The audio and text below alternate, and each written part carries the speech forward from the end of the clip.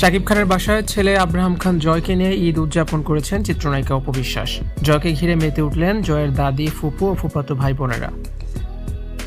ঢালিউডের শীর্ষ নায়ক শাকিব খানের গুলশানের বাসভবনে এবারের ঈদ উল ফিতর ছিল অন্যরকম আনন্দময়।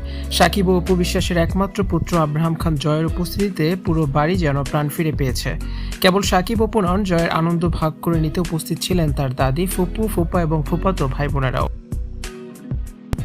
ঈদের দিন সকালে জয়কে নিয়ে শাকিবের বাসায় পৌঁছান অপু বিশ্বাস। সেখানে জয়ের আগমনে সবচেয়ে বেশি খুশি হতে দেখা গেছে তার দাদিকে। নাতির সাথে দীর্ঘ সময় কাটানো এবং তাকে নিজ হাতে খাইয়ে দেওয়ার দৃশ্যগুলো ছিল বেশ আবেগঘন। জয়ের ফুপু এবং ফুপাও এই আনন্দ আয়োজনে সামিল ছিলেন।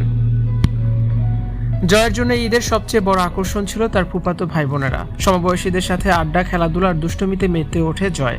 শাকিব খানের ড্রয়িং রুমে তাদের এই হৈহুল্লোড় আর খুনসুটি পুরো বাড়িতে উৎসবের মেজাজ তৈরি করে। অপু বিশ্বাস নিজেও এই পারিবারিক আড্ডায় বেশ সাবলীল ছিলেন এবং জয়ের দাদির সাথে ঘরোয়া গল্পে মেতে ওঠেন। সবাই একসঙ্গে ক্যামেরাবন্দী হয়েছেন। বরাবরের মতো এবারও জয়ের জন্য দাদি, দাদা এবং ফুপুর পক্ষ থেকে ছিল বিশেষ উপহার ও সালামি। শাকিব খান নিজেও ছেলের পছন্দের খেলনা এবং পোশাক উপহার দেন। জয়কে ঘিরে পরিবারের সবার এই মিলন মেলা যেন দীর্ঘদিনের কোনো এক অপূর্ণতা ঘুচিয়ে দেয়।